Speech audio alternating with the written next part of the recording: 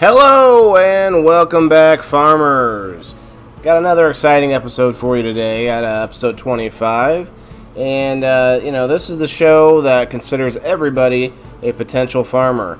I'm clearly a newbie at both creating and farming. So, I like to think of everybody as farmers or at least sustainable growers. I don't think sustainable growers has exactly quite the same ring to it.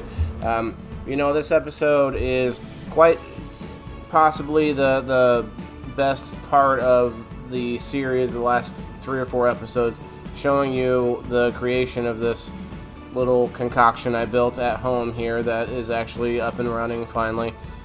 So without further ado, let's get to it. I see my dog Mia there.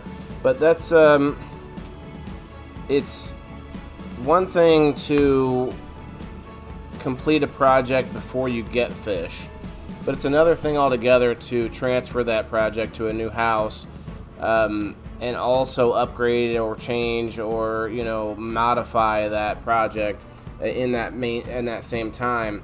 You may have like a piece of it break as you try to take it apart. What I did was I expanded the build, and as you saw in the last couple episodes, if you did, you saw that I was adding these 2 troughs together on this sort of stand that I built above the fish tanks. The thing I want to show you about this picture, though, the water from the fish tank for a few weeks was just being cycled back into the fish tank, and you might have seen. Let's see, let me show you back one more time here. Right here, the water was just going back in. And I felt bad, for a while, because I'm thinking, man, I need to get something built so I can get the plants put in there so that it starts cleaning the water and it equalizes the system again. But that was really, in hindsight, kind of, short-sighted to be not have a better term there, not to use cited twice in a row. It's kind of weird, but that's something that in hindsight I decided that I should have had plugs, grow plugs going with seeds, getting them started under a light and with the dome and all that, and you'll see the dome and everything here shortly. But I should have had stuff growing already before I built the system so that I could put it in there. And that's what this dome here is for. And so I was worried about building and worried about getting this taken care of, even though I was trying to move in and everything else. So that was funny because, well, one thing, I'm probably going to need to move this sign because there are no drunk people crossing that area. It's just a bar room. It's a funny sign. I've talked about it before. But anyway, in hindsight, I would have had things going and growing and already ready to put in there. But I had to then wait a few weeks to get a couple things, not a few weeks, but a few days to get a few things growing so that I could hurry up and get something at least absorbing those nitrites and nitrates out of the fish tank so that way the fish can survive. I did end up having 1 death out of that whole time until now, which is I have several plants going in there now, and you'll see here shortly. But what you see here is me using that goop stuff. It's called goop. It's it's not really a glue. It's kind of a glue. It's almost like a silicone base, but I've used silicone as well. But I still like this stuff. I want to seal this in because on this second half of this project, this second trough here, instead of drilling holes down the center and multiple holes, I decided just to do 1 hole and have it come at an angle here that I can still regulate the height of the water using this hole, and also cover it with something that keeps the clay pebbles from just going down.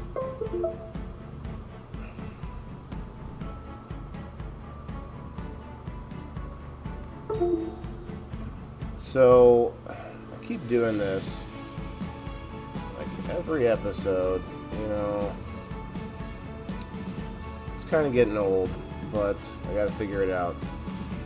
Just the looseness of the USB male end, I guess. The male end's too small for the camera. Anyway, back to the video. As you can see, this pipe is really big, but it also just ensures that it doesn't overflow on the top end here, because that bottom trough has 3 separate downspouts. Something I learned is that those downspouts get clogged pretty easily, and that might be because they're smaller, and so I think this larger downspout won't get clogged like that. And I at first did not have anything to put over the top of that, so I tried different things. It ended up being a little these grow baskets that I'm using for the plugs. Those grow baskets fit right over the top of that almost perfectly. It was very nice. I don't know that I have a picture of that, but here's something, and I think I pointed it out last episode. You see me trying my hardest not to touch it, and use the tip of this thing to spread it around, and that's very ridiculous and inefficient. So what I should have done was I should have grabbed some latex gloves, which I think I have some up in, with medical supplies, and I feel like I could just put that on and then rub this around with my finger, which would make it a lot more smooth, and insert all your innuendos there. But it's very difficult stuff to work with all the way around this circle. I was using this stick thinking that was enough. Very dumb in hindsight. I mean, making these videos is awesome because I'm learning not only from doing the thing, but then I get to criticize myself over that again and really drive it home to myself. Hey, think about this or that next time before you do it. But all in all, the project is completed and it does actually work. But I will say, I don't think I took any video. It started leaking, and that's because I did not let this dry long enough.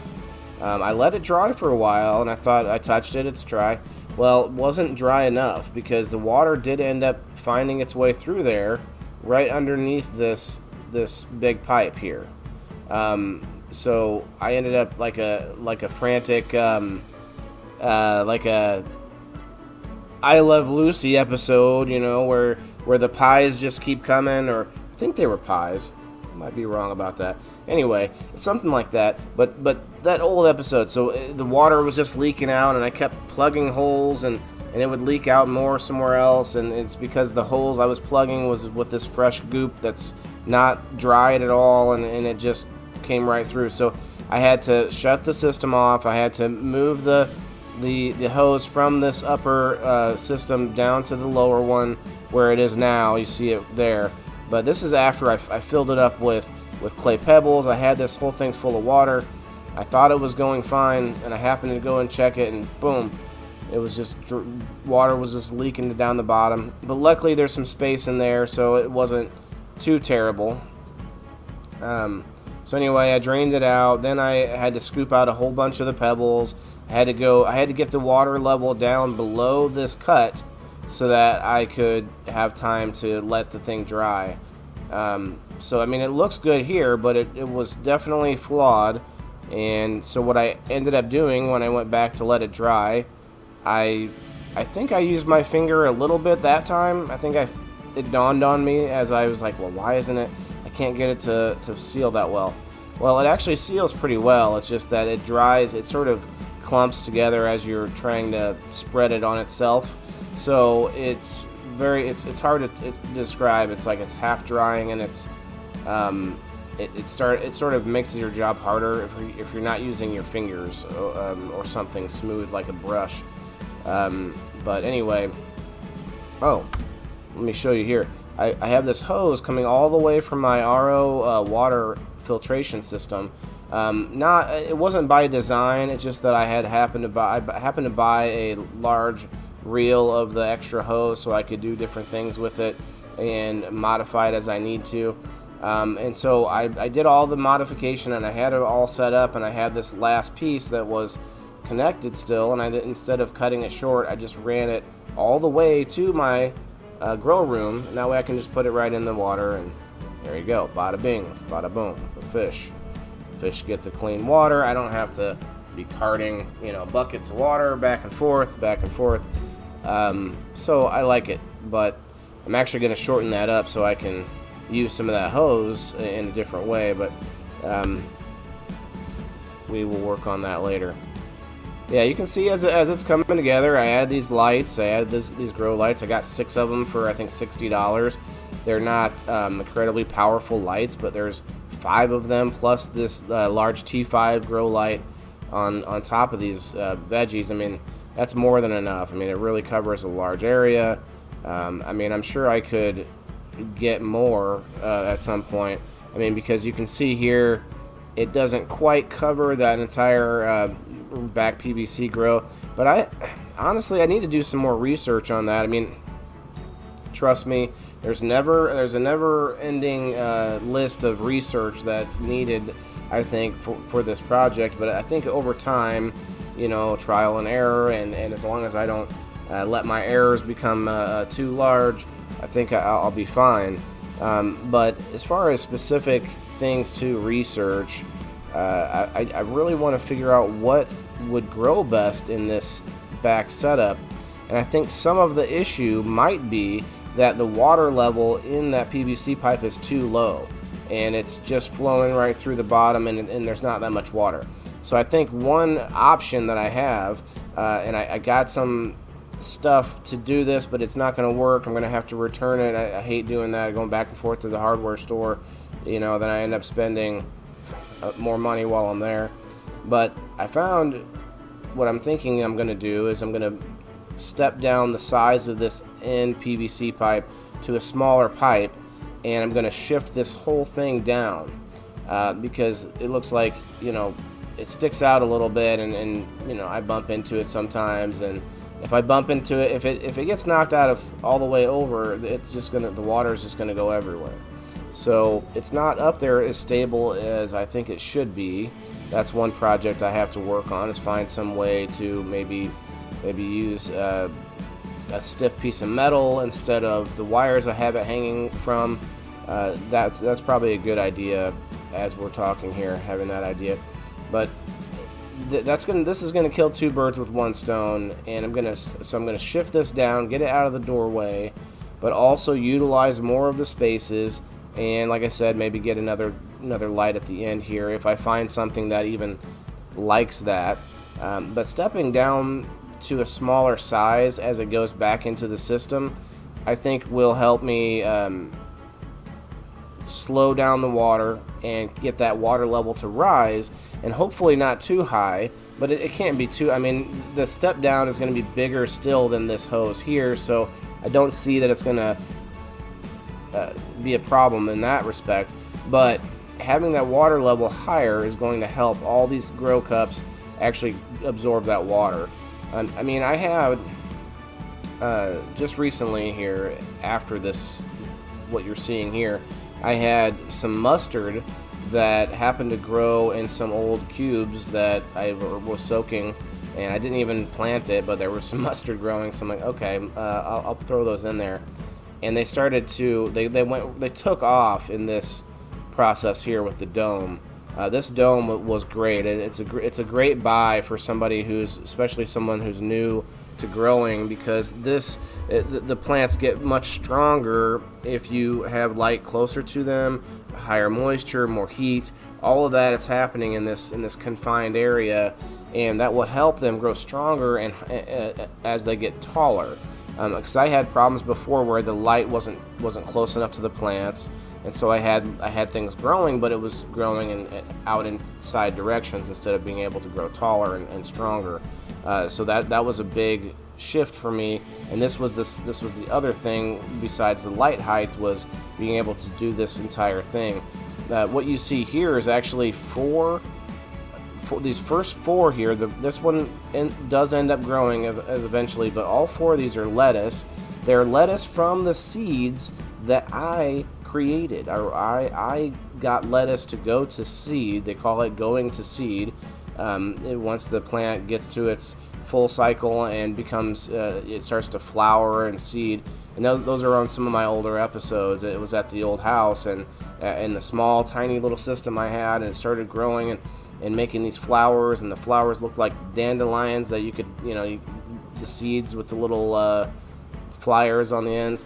And I was so excited, I thought, man, this is awesome. If I can figure out how to create seeds out of the products as I get better with this, then I don't have that's one more thing I don't have to rely on some outside source for, is going out to buy seeds and get heirloom seeds and all these different seeds. There's so many out there, and you might find some that you might buy some that are kind of old already, and you might get it's almost like roulette, where you might get a bad bag of seeds, and most places will refund you or get you a different bag. But I mean, there's issues with that, and I would like to know how to turn things to seed mostly, and more sustainability, even further using the knowledge and the plants that I already have. If I can let those plants create their own seeds, then there we go. Why not? So yeah, I mean, this thing is awesome. I started getting better, learning how to use it. There's different vents you can open and things. I'm not going to say anything definitive on that, but for the most part, I keep most of them closed. I do have the top one open a little bit. You can't just close it all the way off, because I think they would eventually suffocate in oxygen. I don't know, maybe not. But that's just the feeling I have. So that's what I went with. But this is something that I feel like I didn't do this right either. Is that I planted a few of these, and I came back and I planted some more a few days later. You really want to plant all of these all at once, whatever it is, multiple things, because you want to be able to lift that dome off at some point after everything's kind of strong and built up a little bit, and that way the dome just serves the purpose while they're still sprouting. But I didn't do that. I actually kept adding things later, so I just keep the dome on until I see something that I think is healthy enough or tall enough or strong enough, a couple inches, that I can then actually transplant it into my aquaponics. And which, believe me, is night and day difference from what I did previously, just throwing the plugs right into the aquaponics with some seeds. Actually, the first time I did all this, I just sprinkled seeds on top of those clay pebbles. So I think that was funny. But learning little by little. I mean, maybe I would learn more if I read books. I mean, I do a lot of YouTube research, we'll call it, watching other people, their mistakes when they put up videos about stuff they did wrong, or there's a ton of really knowledgeable people on YouTube. And I'd love to interview some of them one day, just like casual, chillaxing, interviewing and hanging out, talking about stuff that from the perspective of the person who doesn't know all the terminology. I think that would help a lot of people that are watching these videos, not my videos necessarily, but videos on YouTube or online at all, in general, when it comes to these topics, because I can present as that person, the everyday person who's wanting to learn these things. And so you have that perspective of that knowledgeable person and the person who doesn't know everything, and you have that conversation where maybe things get brought up in such a way that expert never thought of, because these really knowledgeable guys and gals and ladies, they speak from such a point of knowledge that sometimes it's hard to understand from some of us novice. I mean, if I hear a terminology that is coming up a lot and I don't know what it means, I'll figure it out. I'll go find out, but it's not that's kind of inconvenient. If you can find somebody, if I can find a way to find somebody who can break it down a little bit more, I don't know, simply or in layman's terms, translating in layman's terms, that's what I think I'm good at in a lot of ways in different things, and maybe that's just because I use try to use average terminology to explain things. That way most people can get it. I mean, learning a lot of this stuff is part of the learning curve, is trying to find out where the best information is and how to decipher that information, and that's with anything really. Let me stop for a second here, my rambling.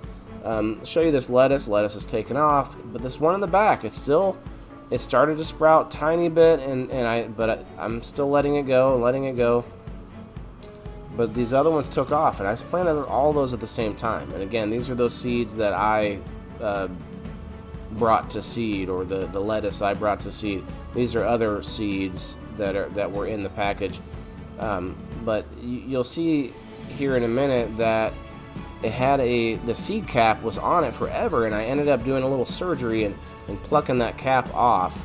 And it had 2 little leaves underneath, and it's actually growing now, but it's just such a slow grower that I don't know. I mean, it's lettuce, so I'm not that worried about it. Maybe with other plants it might be something of an issue, deficiency in nutrients or something, but it's going to work. It's going to grow. Maybe it won't grow as much. Maybe it's just like an under-yielding type of plant. But this right here, though, this is a funny story. I was how do I put this? I wasn't as thorough cleaning the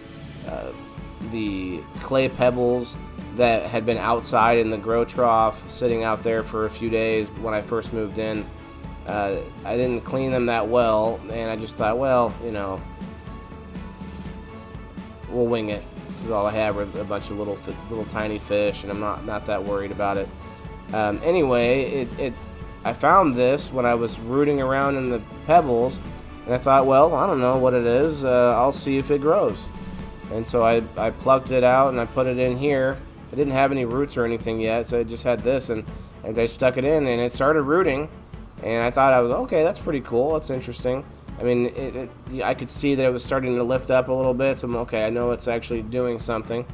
But I think it's a weed. Not weed, not cannabis, but just like a weed from outside.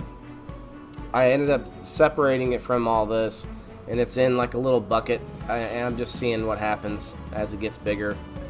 I'm assuming it's just some worthless weed at this point. It's quite a bit bigger than this by now, but it's funny that I did that.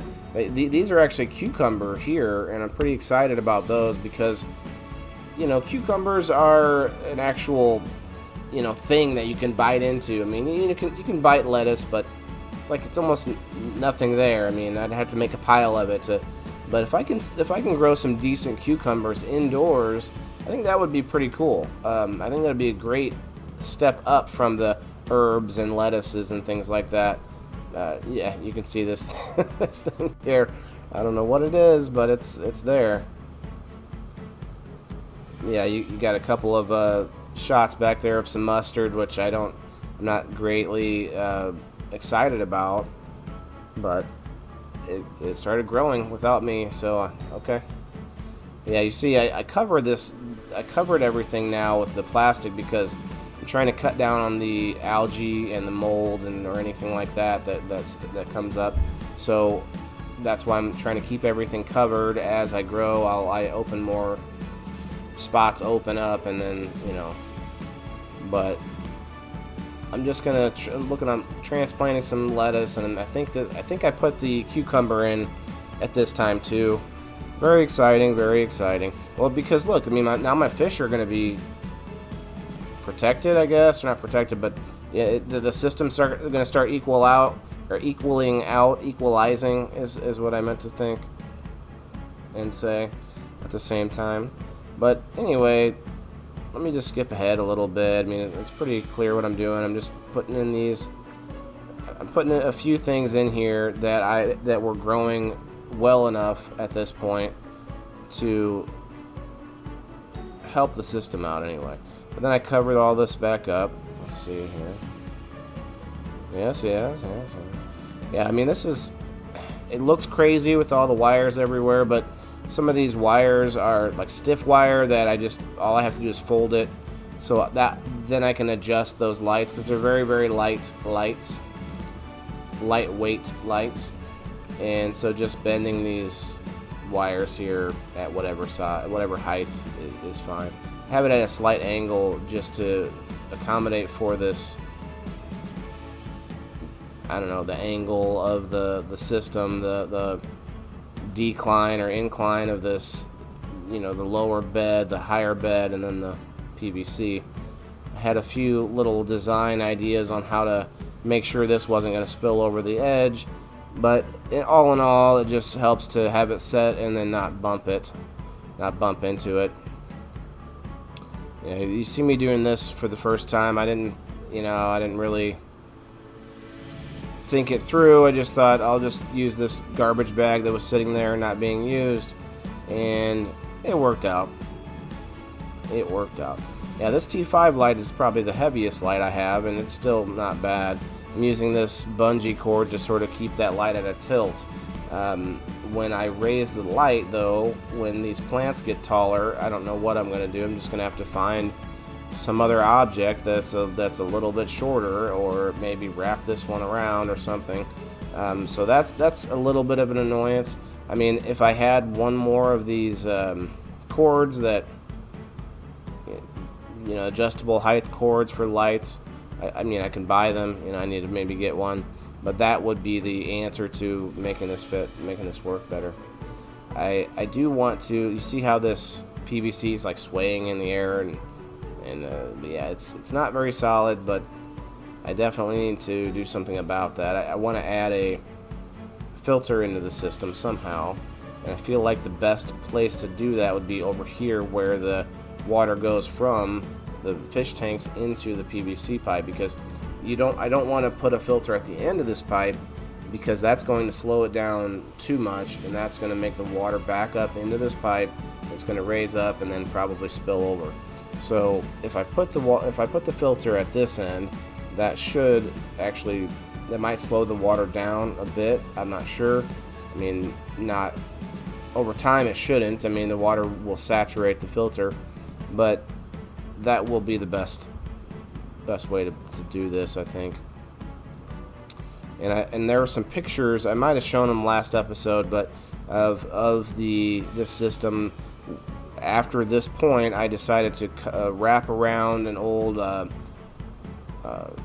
shower curtain that I cut in half, and it's white, so it'll be very reflective on one side.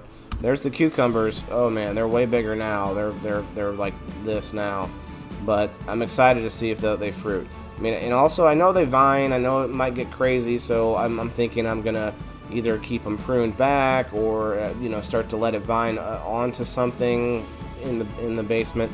I don't know if that would work. I mean, if it has to have direct light for all of the areas, or if it can vine away from light and then come back to another source of light, that would be interesting to see. But we'll give it a shot. I know some people already that have had trouble trying to grow cucumbers indoors, so maybe the temperature is an issue with them, but we'll see. Oh yeah, so this is just a picture of the way I attached it, the way that I rigged it to the ceiling. A bunch of hodgepodge items that I found that I save little fasteners and connectors and anything, old screws and things I can use and reuse, and that's what I like to do. Yeah, this is actually a good picture to show you the extra space I have in that same room. I mean, I have room to expand. I could expand. I could take a PVC pipe set up in this situation here and make like a T, or a break off, or a branching off of the system up to the ceiling, and like over across the room and back down over here somehow. I mean, it can be done. I don't know if I'll end up doing that or doing something simpler. I have more space on the other side of the basement, so oh well. Yeah, this is going to be about the end of the video. About 30 seconds left.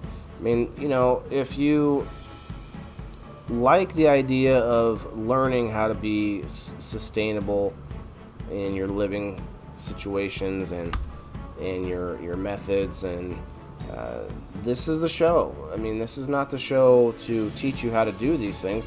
This is the show to, I don't know, to root for me. Why not root for me? You know, because I could be you. I could be the same person or I could be you 10 years ago when you were first learning this stuff. Maybe you are the expert. Maybe you are the farmer already, and you think I'm being, pretentious by calling myself a farmer. But no, I mean, look, that's my aspirations, and I don't think that there will ever be a reason to give up learning how to grow your own food. I mean, it's not like, I'm going to decide not to eat anymore. I'm done with that. Or I'm going to go on an all-meat diet. That's fine. I like the all-meat diet, carnivore diet. But you have to then figure out how to sustain that. And I'm going to grow fish. I'm learning how to do that side of the things. Eventually, I'd like to have a place where I could do, goats and chickens and things like that. But that's down the line.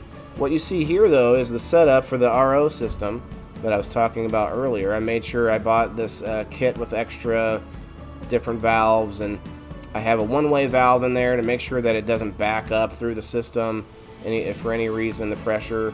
And then off of this T here is where it goes into the other room. So yeah, I mean, I really am happy with it, but the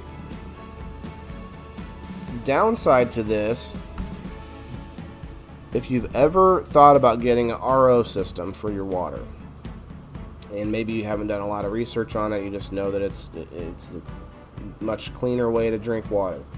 And there are different, varying degrees of that, what they call stages, or, there's a 2-stage, 3-stage, 4-stage, that kind of thing, which adds more compartments or more components to the filtration process. But something that I decided to do after I bought the filter and tried to use it, I found that it has a lot of wastewater. I mean, the thing, it's like 2-to-1 wastewater to clean water. So at first I thought it was broken. I thought, wow, why is so much wastewater coming out of here? That can't be enough. That can't be right. There must be something wrong with this.